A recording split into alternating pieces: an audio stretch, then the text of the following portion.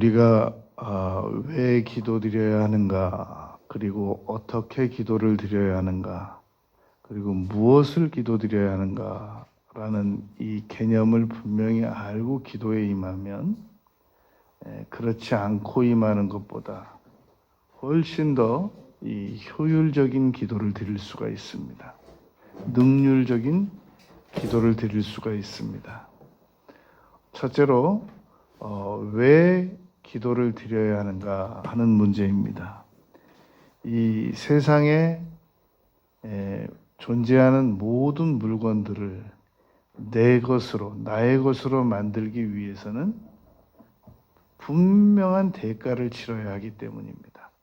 어떤 물건도, 아무리 작은 물건도 주인 없는 것이 없습니다. 그러니까 이건 주인 없는 거야 그러는데 그건 말이 잘못된 거지 주인이 없는 것은 아니란 말입니다.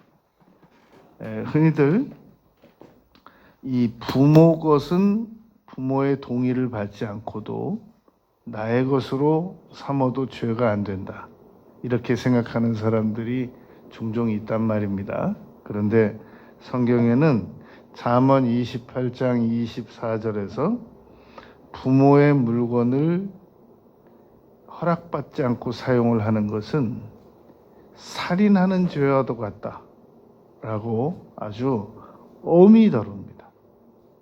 우리는 부모님 재산은 내 재산이고 내 재산은 내 재산이고 보통 그렇게 생각들을 많이 하지 않습니까? 그런데 성경은 그렇지 않습니다. 그리고 나의 소유가 아닌, 나의 합법적 소유가 아닌 모든 다른 소유는 우리가 반드시 대가를 치르고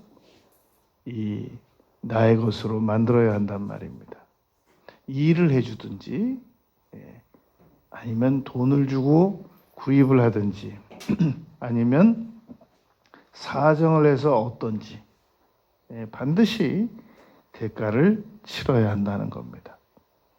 그런데 이 세상에 국가 거 아닌 것이 어디 있으며 이 개인 다른 사람 소유주 아닌 것이 어디 있으며 그냥 아무 주인 없는 게 어디 있겠냔 말입니다. 만약에 없다면 그것은 학개서 2장 8절 말씀처럼 은도 내 것이고 금도 내 것이다 라고 말씀하신 만군의 여호와의 것이란 말입니다.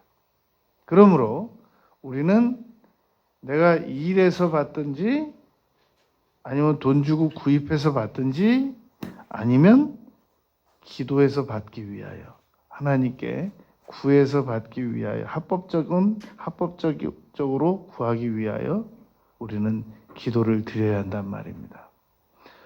또 우리가 왜 기도를 드려야 하느냐면은 내 힘으로 할 수 없는 것들을 구하기 위해서는 반드시 기도를 드려야 됩니다. 사람들은 자신의 힘으로 할 수 있는 것, 구할 수 있는 것, 얻을 수 있는 것도 종종 기도를 드리는 경우가 있는데 그 점에 대해서는 경험해 보시면 알 겁니다. 응답이 잘 안 옵니다. 그래서 왜 이렇게 기도 응답이 안 오나? 그리고 한번 잘 점검을 해보면 이건 내가 할 수 있는 일이에요.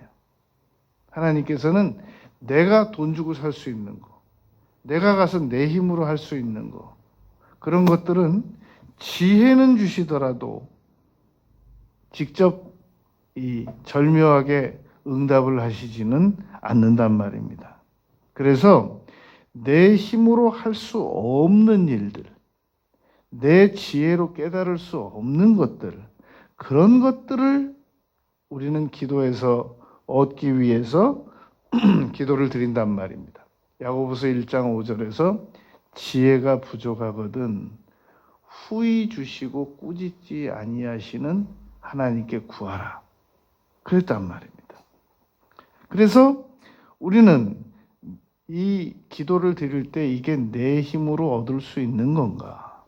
내가 그냥 인터넷 몇 번 조회만 해보면 알 수 있는 건가? 이런 것들을 분별하고 기도를 드려버릇해야 된단 말입니다. 우리가 왜 기도해야 되느냐면은 결정적으로 생존을 위해서 기도드려야 됩니다. 여러분, 세상에 병원이 많다고 죽는 사람이 없는 거 아닙니다. 세상에 약이 많다고 병자가 없는 거 아니란 말입니다. 세상이 이렇게 과학적인 그 세상이 됐다고 해서 다 안전한 거 아닙니다. 아침에 나간 사람이 저녁에 못 들어오기도 하고, 그리고 잠시 전에 헤어졌던 사람이 유명을 달리하기도 하고 그러하단 말입니다. 생존을 위해서 우리는 기도를 드려야 됩니다. 안전한 생존을 위하여 하나님의 도움을 받아야 한단 말입니다. 그런데 우리는 기도를 안 하거나 덜 하면서도 무사히 생존할 수 있을 줄로 알고, 그리고 필요한 것은 무엇이든지 돈만 있으면 될 줄로 알고, 그리고 하나님 것인지 이웃 것인지 내 것인지 부모 것인지 구분도 안 가고 나의 것으로 만들어 버리려고 하는 그런 생각을 하면 안 된단 말입니다. 그러므로 우리는 무엇인가 필요할 때마다 반드시 기도의 대가를 치러야 됩니다. 두 번째, 어떻게 기도해야 되느냐 하는 문제입니다. 무엇을 기도드리느냐도 중요하지만 어떻게 기도를 드려야 하느냐, 이건 아주 중요한 문제입니다. 무엇을 말하느냐도 중요하지만 어떻게 말을 하느냐 하는 문제는 더 중요하단 말입니다. 우리가 하나님께 기도드릴 때 어떻게 기도를 드려야 되느냐? 일단 하나님 앞에 나아가서는 근간에 또는 그동안 하나님 앞에 죄송하게 해드렸던 것들부터 먼저 다루어야 됩니다. 여러분, 자, 우린 지금 하나님께서 눈에 잘 안 보이니까 그냥 앉았다 하면, 기도 자리에 앉았다 하면 거두절미하고 주시옵소서로 기도를 시작하는 분들이 의외로 많습니다. 그런데 이제 부모 자녀라고 한번 생각을 해보세요. 아버지와 아들이라고 생각을 해보세요. 아버지가 이 아들이 어디 다니지 말아야 할 거, 하지 말아야 할 거, 불성실한 거, 게으른 거, 열심히 일 안 하는 거, 공부 안 하는 거 다 안단 말입니다. 그런데 아빠, 저 좀 뵐게요. 그래가지고 그래. 그럼 딱 앉자마자 자, 필요한 거요. 목록 불러드립니다. 바로 그렇게 얘기가 시작하면 되겠습니까? 일단 아들이 그동안 아무리 잘했더라도 아버지 앞에 앉으면 자주 못 찾아서 뵈서 죄송합니다. 로 시작을 하든지, 뭐 제가 좀 더 성실하게 살았어야 되는데 그러하지 못한 거 죄송합니다. 로 시작을 하든지, 그 인간 부자지간도 그런 그 어떻게 말을 할 것인가에 대하여 본론으로 들어가기 전에 그 서론이라는 게 있는 거란 말입니다. 우리가 대인관계를 통해서 사람을 만나도 그냥 딱 앉자마자 자, 그 서류 보시죠. 그러는 사람이 어디 있어요? 아무리 거래관계라도 오늘 오다 보니까 뭐 길이 많이 막히던데요. 나무들이 언제 옷을 다 갈아입었는지 모르겠어요. 정말 참 우리나라는 좋은 나라입니다. 단풍이 다 지고 이런 얘기도 좀 하다가 그러다가 그거 좀 어떻게 오늘 준비 되셨나요? 뭐 이렇게 본론으로 들어가는 거란 말입니다. 여러분, 우리가 하나님께 기도를 드릴 때 어떻게 기도드려야 되느냐면 제일 중요한 것이 그동안에 죄송했던 걸 먼저 다루는 게 좋습니다. 제가 이거저거 죄송한 일들이 많습니다. 날마다 우리는 죄송한 게 많기 때문에 날마다 기도드릴 때마다 그래서 보혈의 효력으로 먼저 씻는 겁니다. 이 구약 시대 때 성막에 들어가면 물두멍에다가 손을 씻거든요. 그러니까 기도드릴 때 제일 먼저 해야 될 일은 그래서 회개라는 말이 나온 겁니다. 그냥 앉자마자 주시옵소서 이렇게 이걸로 시작하는 것은 이건 아주 무리한 겁니다. 그러니까 10번을 하루에 10번을 기도드리더라도 일단 기도를 시작하기 전에 이거저거 죄송합니다. 제가 좀 더 아름답게 말했어야 되는데, 제가 좀 더 웃으면서 표정을 좋게 해서 말했어야 되는데 그러하지 못한 거 죄송합니다. 제가 조금 전에 마음속으로 감사하지 못했던 거 죄송합니다. 몇 가지 다루고 그러고 기도를 드려버릇하는 것이 중요하단 말입니다. 그래서 이제 우리가 우리의 죄를 씻는 방법은 항상 요한 1서 1장 7절부터 요한 1서 2장 2절까지 4가지 방법이 있다고 그걸 제가 자주 말씀드리는 겁니다. 이 첫 번째가 예수님 앞에 나오는 겁니다. 예수 앞에 나오면 두 번째 모든 죄 사하고 우리의 모든 죄를 고백하는 겁니다. 그리고 요한 1서 1장 7절 예수의 피로 씻는 겁니다.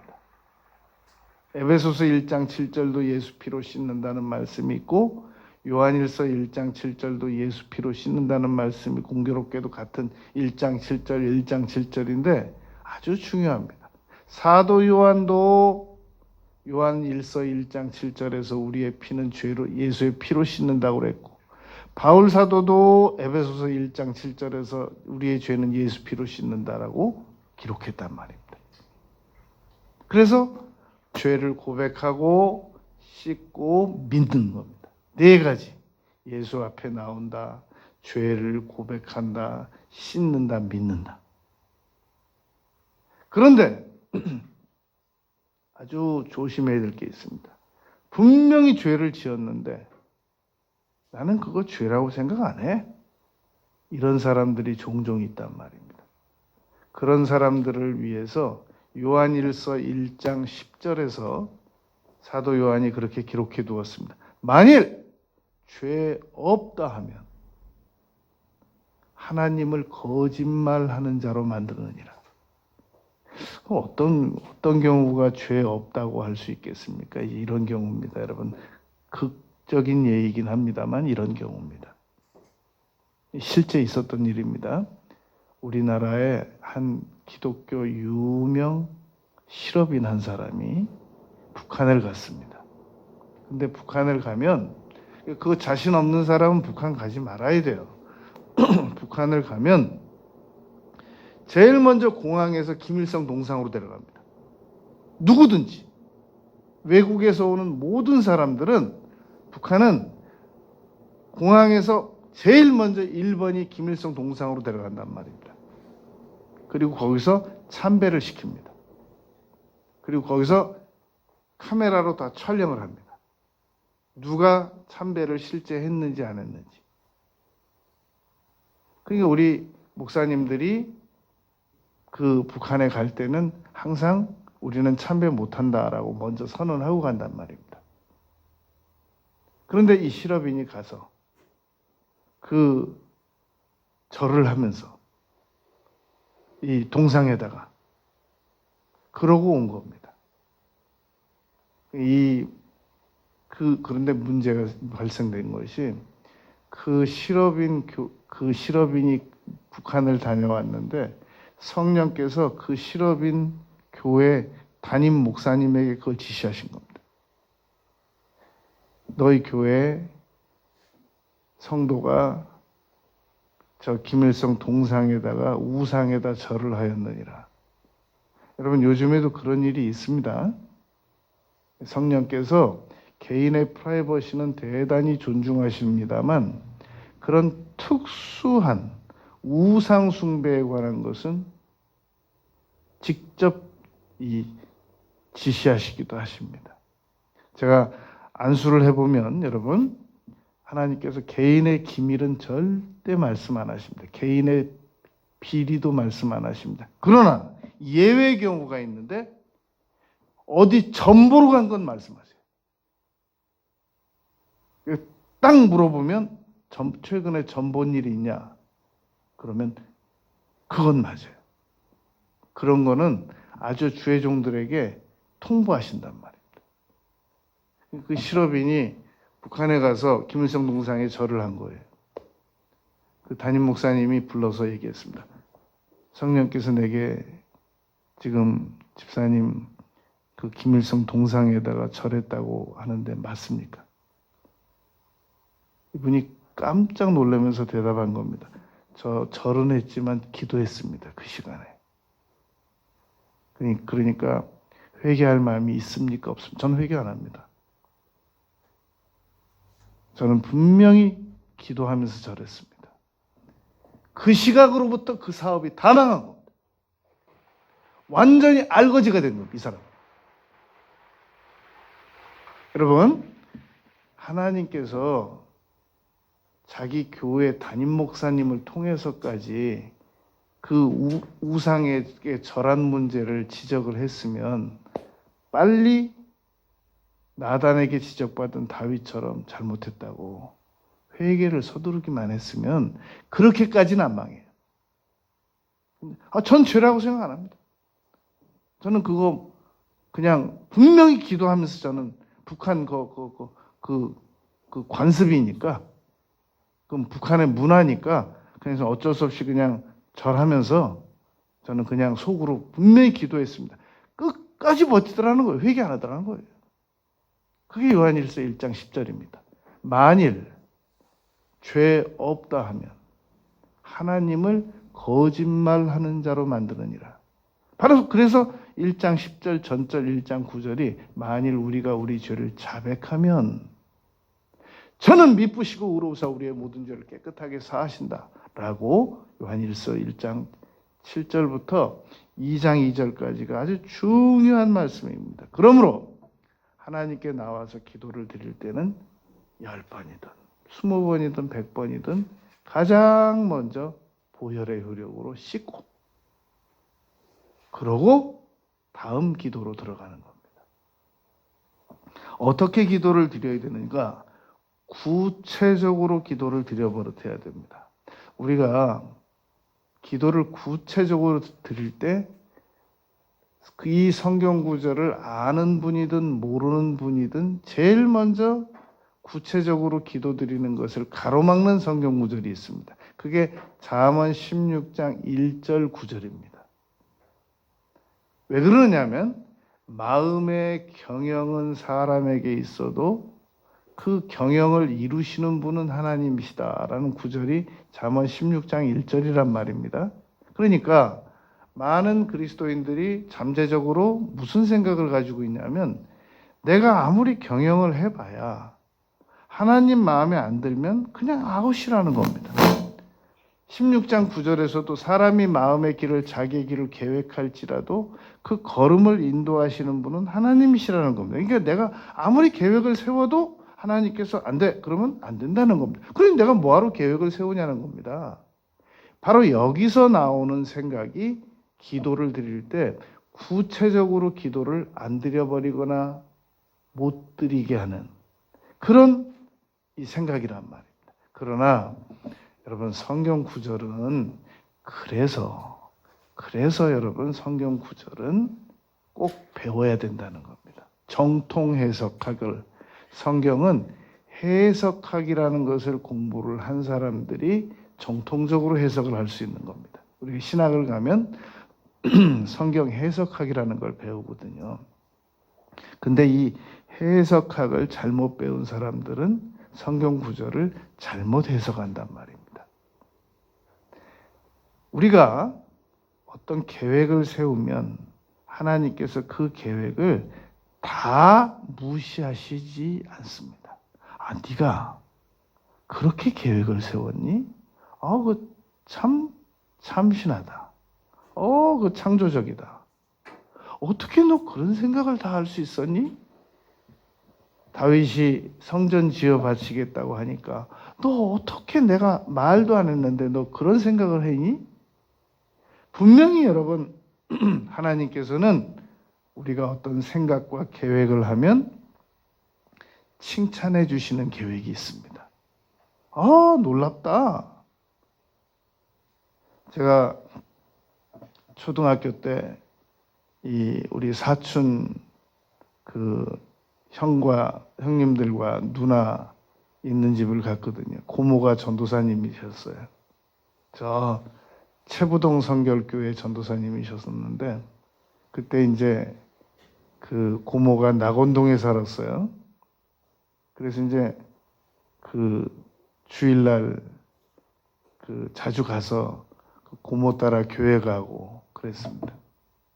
근데 하루는 이 사촌형 3명이 고모한테 무슨 혼날 일이 있어가지고 집단으로 이제 매맞을 일이 생긴 거예요.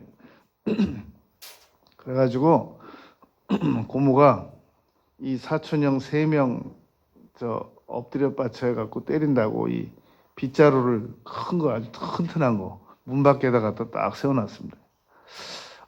그때 어린 제가 왜 그랬는지 무슨 용기가 났는지 하여튼 그 나무 빗자루를 어디 갖다 숨겨놓은 거예요. 그랬더니 나무 빗자루 숨겼다고 얼마나 칭찬을 해주는지. 그러니까 여러분 우리가 하는 생각이 다 어리석은 것 같아도 칭찬해주는 생각, 칭찬받을 만한 일들이 있단 말입니다. 그러니까 여러분 우리가 기도를 드릴 때 구체적으로 기도를 드리면 하나님께서 너는 이걸 기도라고 드리니? 이걸 생각이라고 했니? 그러지만 않으신단 말입니다. 그런데 네가 이만큼 생각했구나. 여러분 우리가 어린 자녀가 생각하는 거하고 어른 부모가 생각하는 거하고 똑같습니까? 우리 어린 자녀가 생각하는 거에 부모가 생각을 더 얹으면 훨씬 더 품이 있는 작품이 나오지 않습니까? 그것처럼 우리가 기도를 드릴 때 구체적으로 드리면 하나님께서 네가 거기까지 생각했니? 그러면 내가 그건 네가 기도 드린 것보다 훨씬 더 업그레이드 시켜서 더 좋은 쪽으로 응답을 해주마. 이렇게 응답을 해주신단 말입니다. 그런데 그렇게 해주시기 위해서 우리가 추진했던 일이나 잘 들어야 됩니다. 우리가 추진했던 일이나 우리가 기도드렸던 일이 당장 이루어지지 않으면 너무나도 많은 경우 실망하고 낙담하고 좌절하고 마음으로 원망까지 한단 말입니다. 그러지 말아야 된단 말입니다. 잠언 19장 3절 사람이 미련함으로 자기의 길을 굽게 하고 마음으로 여호와를 원망하느니라. 많은 경우 잠언 19장 3절처럼 우리가 일방적으로 자기가 결정하고 자기가 추진했던 일이 잘 이루어지지 않을 경우 바로 낙심하고 좌절하고 얼굴색을 바꾸고 그런단 말입니다. 그럼 어떻게 해야 되는가? 무슨 방법이 있는가?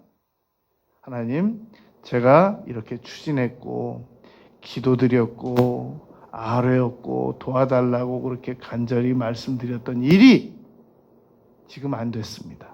자, 이제 이 상황에서 어떻게 할까요? 라고 여쭈어야 한단 말입니다. 거봐. 뭐 되는 일이 있어? 내가 추진해갖고 언제 된 일이 있어? 내가 언제 말씀드려가지고 응답해 주신 일이 있어? 내가 이래서 기도 안 하려고 그러는 거야, 나. 이런 태도는 아주 좋지 못한 태도란 말입니다. 어떻게 기도드려야 되느냐? 먼저 회개하고 씻고 그리고 내 상황을 구체적으로 아뢰어드려 버릇하는 것입니다.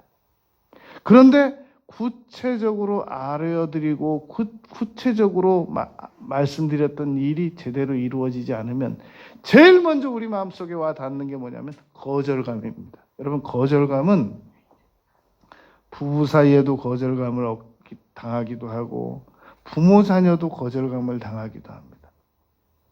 그런데 하나님과 우리 사이에서도 얼마든지 거절감이 역사된단 말입니다. 왜냐하면 우리는 하나님께 요청드리는 건 수시로 많고 하나님께서 10가지면 10가지를 다 응답해 주시지 않는단 말입니다. 그러면 다 응답하시지 않으면 안 돼. 2번 말하지 마. 그냥 그러고 끝내시는 분이신가? 우리 사람은 안 된다는 걸로 끝낼지 모르지만 하나님께서는 우리가 작은 것을 제안하든 큰 것을 제안하든 거절하시면 반드시 더 나은 대안을 예비해 주십니다. 그러니까 하나님께서 우리가 요청드린 것을 거절했다면 반드시 그건 더 좋은 게 기다리고 있는 거예요. 근데 우리는 내가 딱 하나님께 마치 무슨 지시하듯이 요청드려가지고 그것이 안 이루어지면 바로 얼굴색 바꾸고 원망하고 불평하는 기도의 용사들이 의외로 많단 말입니다. 그렇지 않단 말입니다. 꼭 거기서 꼭 기억을 해야 됩니다.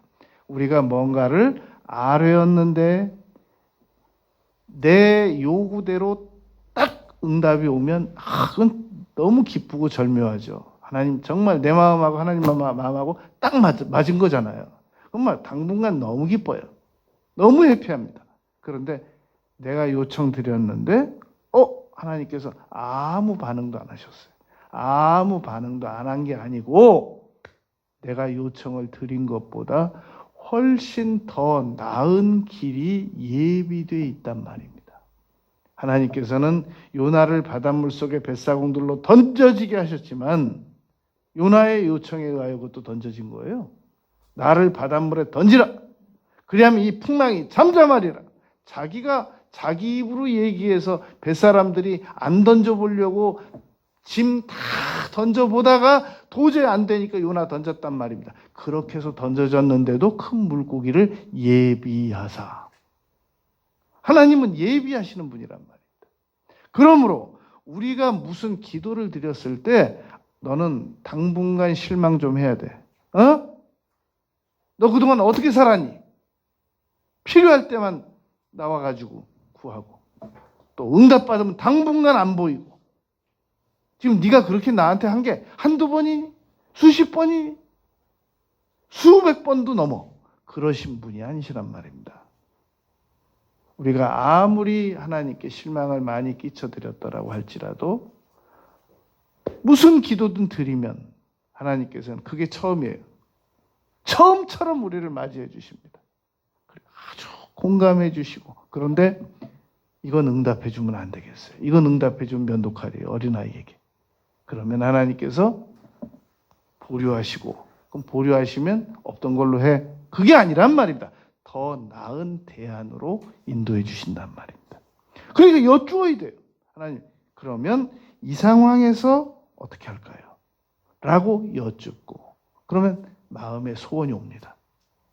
빌립보서 2장 13절 자기의 기쁘신 뜻을 위해서 너희로 마음의 소원을 두고 행하게 하시느니라.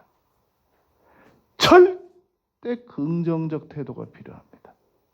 이걸 성경에서 믿음의 태도라고 하는 겁니다. 그런데 자꾸 부정적으로 해석하고 부정적으로 기분 나빠하고 상처받고 거절감 느껴하고 이거 주변 사람들 다 아는데 이거 이렇게 거절하시면 어떡합니까? 아니 주변 사람들 다 알아도 내가 추진했던 것보다 결과적으로 더 좋게 해결이 날 건데 뭐가 걱정이냔 말이죠.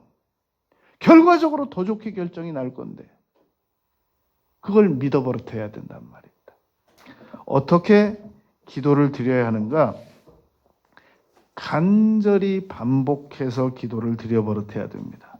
예레미야 29장 12절 13절입니다. 너희가 내게 부르짖으며 내게 와서 기도하면 내가 너희들의 기도를 들을 것이요 너희가 온 마음으로 나를 구하면 나를 찾을 것이요 나를 만나리라. 여러분 우리가 간절히 드리지 않으면 응답이 안 오는 경우가 있습니다. 이것도 대단히 섭섭한 문제예요. 그런데 이 문제는 어떻게 우리가 마음의 상처를 받지 않고 하나님과 좋은 관계를 유지할 수 있는가?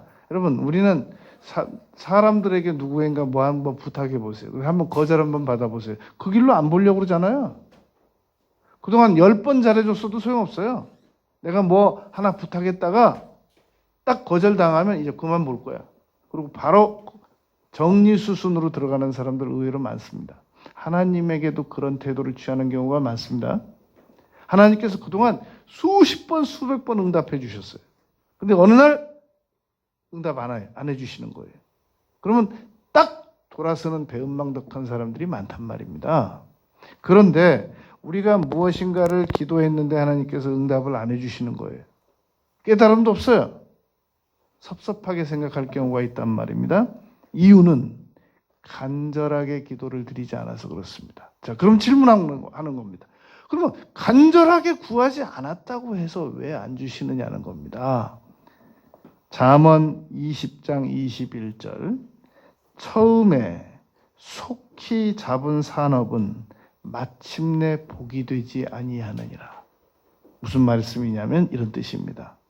너무 쉽게 얻은 것들은 전혀 감사하게 관리하지 않는다. 소중하게 관리하지 않는다라는 겁니다. 그래서 하나님께서는 우리가 간절하게 구하기를 바라신단 말입니다. 여러분, 제가 전도사 때 요즘은 전부 뭐 CD 문화죠. 근데 그때는 이 비디오 테이프 문화였단 말입니다. 그래서 제가 어디서 어학 테이프, 비디오 테이프를 한 33개를 구했는데 비디오가 없는 거예요. 근데 그거 비디오 집에 가가지고 중고 비디오 그때 사면 10만 원이면 사요. 그때 왜냐면 처음에 비디오 우리나라에서 일본에서 왔을 때 베타 비디오, VHS 비디오 해가지고 막 100만 원씩 갔었거든요. 근데 30만 원짜리 테이프만 틀어서 재생시킬 수 있는 비디오가 우리나라에서 금성에서 나왔었어요. 30만 원이었어요. 그거 중고 10만 원이면 사요.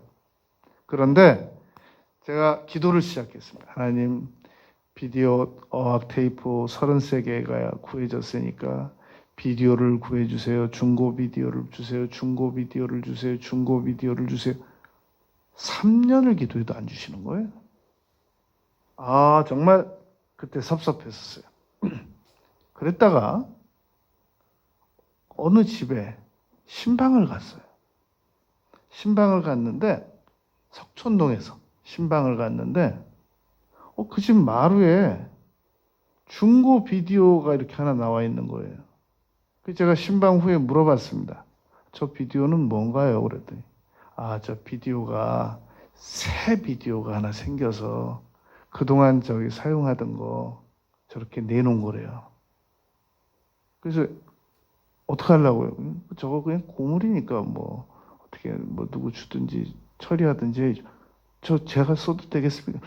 조선님 쓰세요. 얼마든지 갖다 쓰세요. 3년 만에 비디오를 응답받았잖아요. 어학 테이프 그거 33개 그냥 쌓아놓고 하나도 못 듣고 비디오 없어. 비디오가 생긴 거예요. 이제 어학 테이프 날마다 3개 듣고 안 들었어요. 그거 보세요. 하나님께 구하기는 열심히 구하지만 정작 그게 딱 응답 받아지면 그렇게 우리가 잘 활용하고 그러지 않는단 말입니다. 마치 어린아이들 장난감 막 안 주면, 안 사주면 지구가 무너질 것처럼 막 떼쓰고 그냥 막 백화점 바닥에서 누워서 그 옷으로 청소 다 하고 그래서 사줘보세요. 그냥 며칠 몇 번 가지고 놀다가 더 이상 관심 안 가지는 장난감 많단 말입니다. 하나님께서 그걸 아시기 때문에 우리가 어떤 기도를 드렸을 때 10개면 10개, 10번이면 10번, 10회면 10회 다 응답하는 게 아니란 말입니다. 넌 그거 줘도 별로 그렇게 소중하게 여기지 않아. 넌 또 그거 할 시간도 없어. 넌 지금 일시적으로 감정적으로 그냥 구하는 거야. 그래서 정말 필요하면 네가 간절히 구할 거 아니겠니? 네가 지금 구하는 게 한두 개니?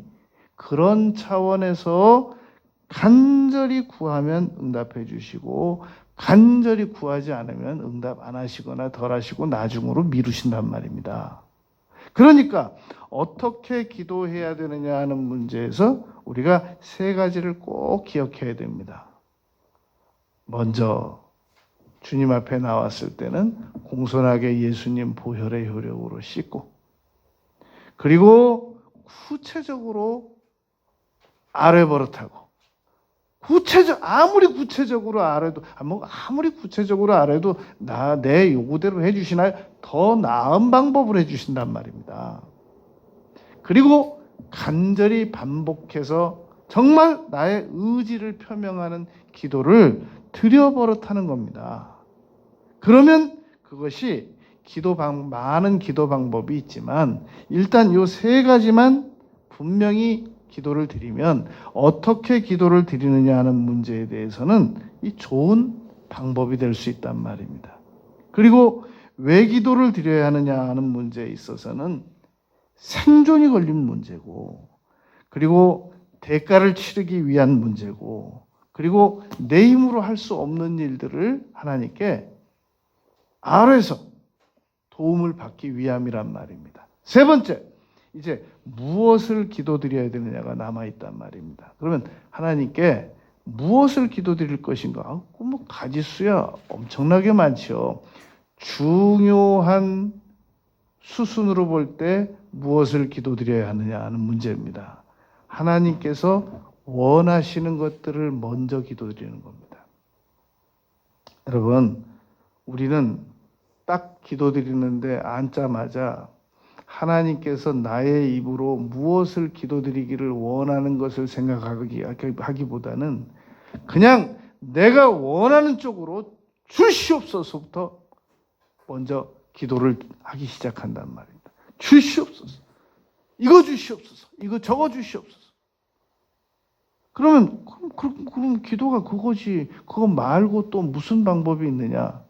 먼저 그의 나라와 그의 의를 구하라는 말씀을 우리가 여러분 자꾸 잊어버리는 겁니다. 마태복음 6장 33절 말씀을 자꾸 잊어버려요. 아는데도 분명히.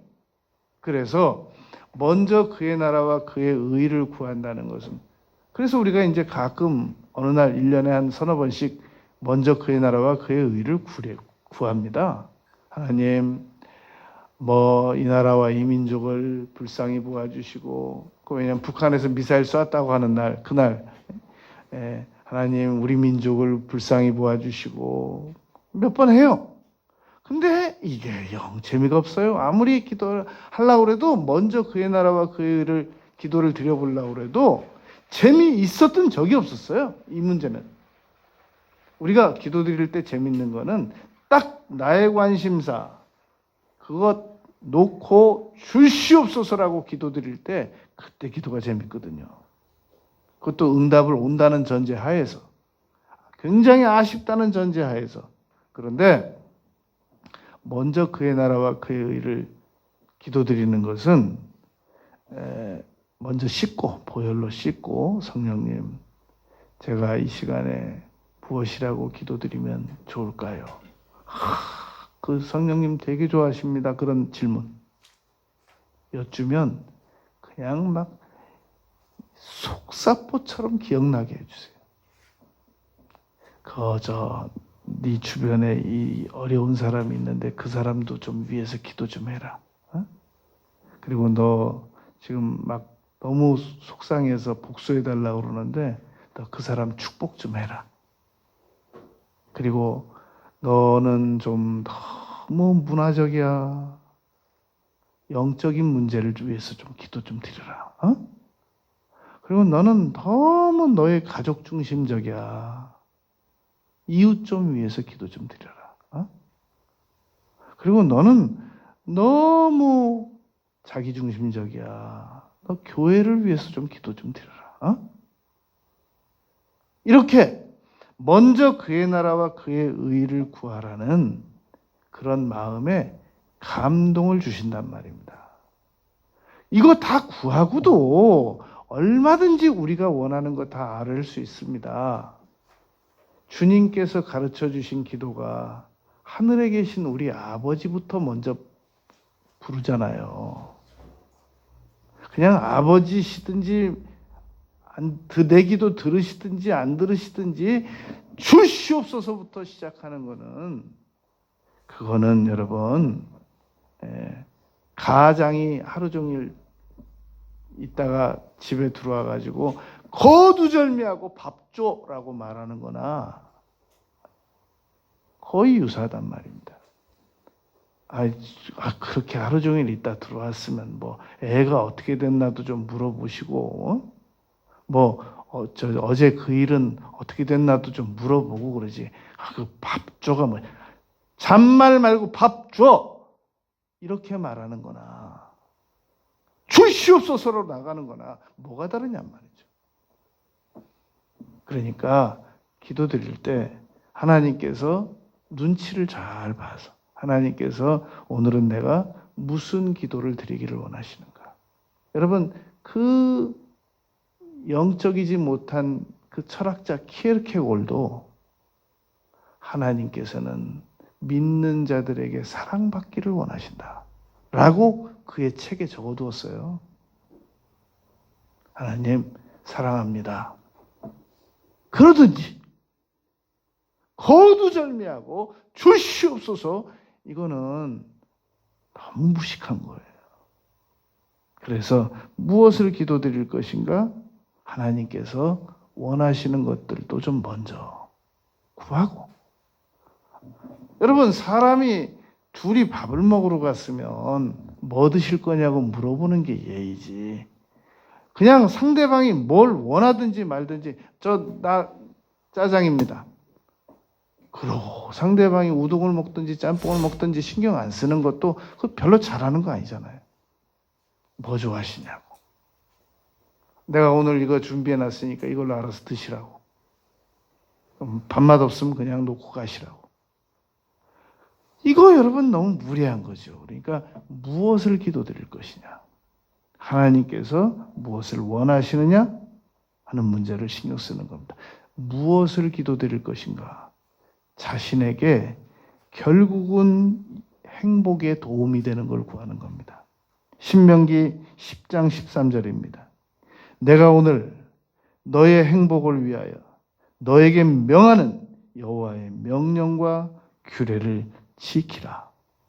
여러분, 세상은 거듭나지 않은 사람들, 예수님을 믿지 않는 사람들을 우리는 믿는 사람들이 불쌍하게 보는 경향이 있습니다. 천만의 말씀입니다. 여러분, 세상은 예수님 안 믿는 사람들에게 굉장히 행복한 장소입니다. 세상적인 쾌락으로 볼 때는 여러분 세상이 굉장히 즐겁고 정말 딱 한 7, 80년 즐겁게 지내다 가기는 정말 이 세상은 아름답지는 않을지라도 아름답다고까지 표현하기는 그러할지라도 정말 여러분 재밌는 세상입니다.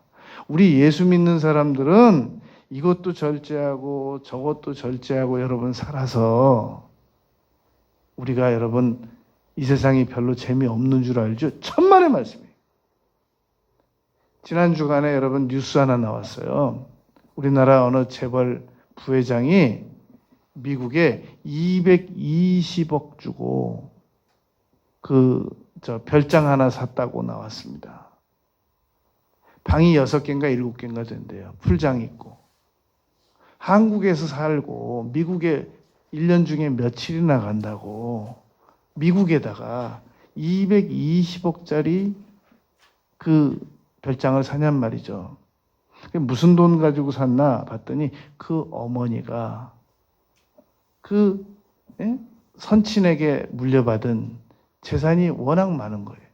그러니까 그게 자연히 아들에게 물려가가지고 그 아들 60살도 안 된 50이나 간 넘었을까 하는 그 아들인데 220억 가지고 여러분 거기다 별장 샀대요. 빌 게이츠가 여름 휴가로 사용하는 돈이 보통 50억에서 60억이래요. 50억, 60억짜리 빌딩 하나 사면 우리나라에서 평생 먹고 삽니다. 근데 빌 게이츠는 여름 휴가 비용으로 5, 60억을 사용한대요. 예수 믿지 않는 사람들이 예수 믿지 않는 사람들은 예수 믿는 사람들이 예수 믿지 않는 사람들은 너무 불쌍해. 뭐가 불쌍해요? 그 사람들 여러분 너무 행복하게 삽니다. 다만 우리가 이 세상 살면서 절제하면서 사는 것뿐입니다. 우리는 정말 1,000원짜리 하나도 아껴서 헌금 드리고, 제가 신학대학원에서 공부할 때 정말 제가 항상 뒷자리에 앉는데 우리 공부하러 다니는 그 여학생들이요, 전 감동받았어요. 3만 원짜리, 2만 5천 원짜리 옷 새 거 하나 사 입고 와서 그렇게 소중히 여기고, 그리고 등록금 모아서 등록금 내고. 우리 예수 믿는 사람들이 예수님 안 믿는 사람들은 뭐 측은하게 그럴 필요 없어요. 굉장히 그 사람들 행복하게 삽니다. 그러면 무슨 차이냐? 결국은 유한한 것과 무한한 것의 차이란 말입니다. 가치가 있느냐 없느냐 그 차이란 말입니다. 무엇을 기도드릴 것이냔 말입니다. 우리도 세상처럼 돈 많이 막 벌 수 있는 대로 벌어가지고 안 되겠어요. 이 문화적 수준을, 패션 문화적 수준을 바꿔버려야지. 내가 그동안 5만 원으로 그냥 한 벌 다 입고 다니니까 안 되겠어. 나도 한 7, 80만 원으로 올려야 되겠어. 거기에 우리는 그런 것의 의미와 가치를 못 둔단 말입니다. 우리는 중고 제품을 저렴한 걸 써도 우리는 행복하고, 그리고 우리에게는 하나님의 말씀이 있고, 기도가 있고, 성령의 위로가 있고, 전도가 있고, 부르짖는 영성이 있고 그러잖아요. 찬양이 있고. 근데 그 사람들은 그건 모른단 말이에요. 그러니까 그분들은 그런 차원에서 우리가 측은하게 여기는 거지, 문화적으로는 절대 측은하게 여길 필요가 없어요. 문화적으로는 그분들이 오히려 우리를 불쌍히 여긴단 말입니다. 그리고 사실은 세상적으로 볼 때 그게 맞단 말입니다. 그럼 우리는 무엇을 위해서 기도드려야 되느냐 말입니다. 세상 사람과 경쟁해서 문화적 수준을 더 높이기 위해서 기도드려야 될 것인가? 아니면 정말로 우리가 행복하면 어떻게 행복할 수 있는가 하는 문제를 가지고 기도드려야 될 것인가? 모세가 신명기 10장 10절에서 내가 오늘날 너의 행복을 위하여 내가 명하는 여호와의 명령과 규례를 지키라는 것은, 여러분, 이것은 나의 행복에 진정한 도움이 될 수 있는 행복을 위해서 기도를 드리라는 얘기라는 겁니다. 우리가 무엇을 위해서 기도드릴 것인가? 큰 꿈과 희망을 가지기 위해서 기도를 드려야 된단 말입니다. 여러분, 시편 81편 10절 말씀부터는 정말 중요한 말씀입니다. 나는 너를 애굽 땅에서 인도하여 냈다. 실력이 있는 하나님이시란 말입니다. 출애굽기 19장에서 세계가 다 나의 것이라고 말했단 말입니다. 그런 하나님께서 내 입을 넓게 열라, 크게 열라, 내가 채우리라 하였으나 내 백성이 내 소리를 듣지 아니하며 이스라엘이 나를 원치 아니하였도다. 여러분, 우리 예수 믿는 사람들은 세상 사람들처럼 문화적으로 즐기면서 세상을 사는 사람들은 아닙니다. 그러나 우리는 세상을 즐기면서 사는 사람들이 언제라도 실망하고 귀환할 경우 그들을 돌볼 수 있는 터전을 예비하면서 살아가는 사람들이란 말입니다. 여러분, 세상에 있는 사람들은 언젠가는 반드시 실망하고 하나님 앞에 돌아오게 되어 있습니다. 그때 그들을 맞이해 줘야 될 사람들이 우리 예수님 믿는 사람들이란 말입니다. 그래서 내 입을 넓게 열라고 했던 겁니다. 시편 81편 10절에서. 이사야서 32장 8절에서 존귀한 자는 존귀한 계획을 많이 세운다고 그랬단 말입니다. 꿈이 없는 백성은 망한다고 그랬단 말입니다. 그래서 우리는 희망을 가져야 됩니다. 그런데 희망을 가지려니 너무 현실적으로 어려운 게 많아요. 하나님께서는 우리에게 물질도 많이 안 주시고 간신히 기도해야 한건 응답해 주시고, 그리고 뭐 또 잘못했다 그러면 작은 거 하나 잘못했다 그래도 막 죄책감이 막 성령께서 주셔서 막 물밀듯이 밀려오고, 이거 뭐 어디 숨이나 제대로 쉬고 살겠어요? 그러나 그럼에도 불구하고 내 입을 넓게 열라는 겁니다. 큰 꿈을 가지라는 겁니다. 희망을 가지라는 겁니다. 너는 내게 부르짖으라.